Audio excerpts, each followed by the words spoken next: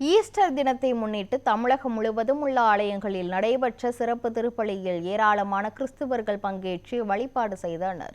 கன்னியாகுமரி மாவட்டம் நாகர்கோவிலில் உள்ள புனித சவேரியார் தேவாலயத்தில் ஈஸ்டரை முன்னிட்டு சிறப்பு பிரார்த்தனை நடைபெற்றது. விழாவில் ஆண்கள், பெண்கள் உட்பட ஏராளமானோர் புத்தாடை அணிந்து குடும்பத்துடன் திருப்பலியில் பங்கேற்று வழிபட்டனர்.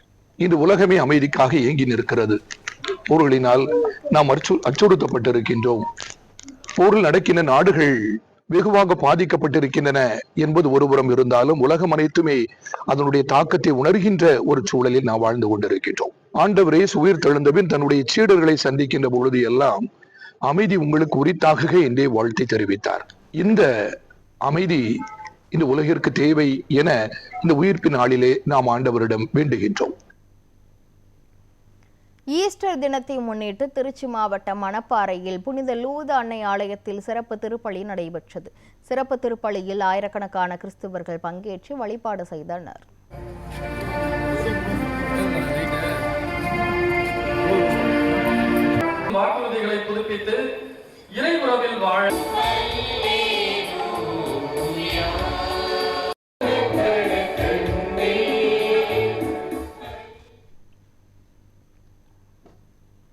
காரைக்காலில் ஈஸ்டர் பண்டிகை முன்னிட்டு தூய தேற்றரவு அன்னை பேராலயத்தில் நடைபெற்ற இயேசு உயிர்த்தெழும் நிகழ்ச்சியில் ஏராளமான கிறிஸ்தவர்கள் பங்கேற்றனர்.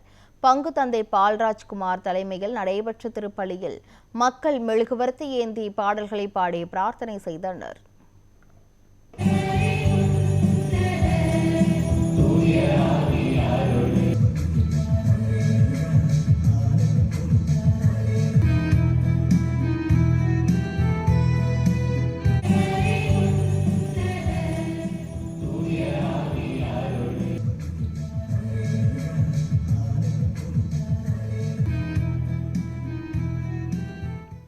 திருப்பூர் மாவட்டத்தில் உள்ள கேத்ரின் ஆலயம், சூசையப்பர் ஆலயம், சிஎஸ்ஐ ஆலயம் உள்ளிட்ட ஆலயங்களில் நடைபெற்ற ஈஸ்டர் திருப்பலியில் ஏராளமான கிறிஸ்தவர்கள் கலந்து கொண்டு வழிபாடு செய்தனர்.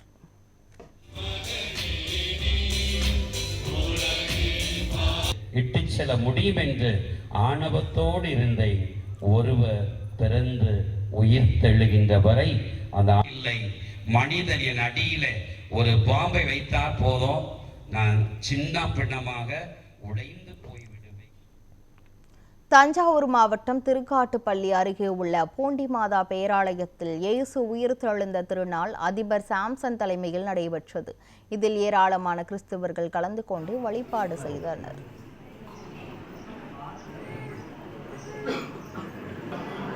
அப்படியே பக்கத்தில் அப்படியே பாஸ்கால வரைக்கும்